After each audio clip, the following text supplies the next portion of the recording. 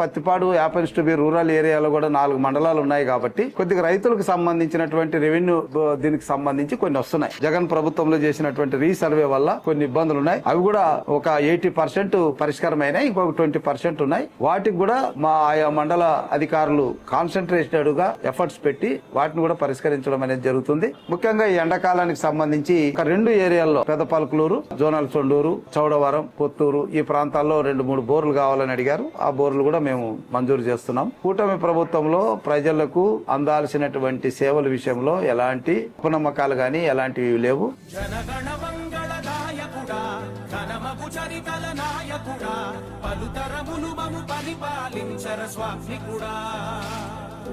నవయుగ మేధో సైనికుడా, సమయము తెలియని సేవకుడా, యువన వ్యాంధ్రకు ప్రగతిని చూపర సాధకుడా, వైతాళికుడా.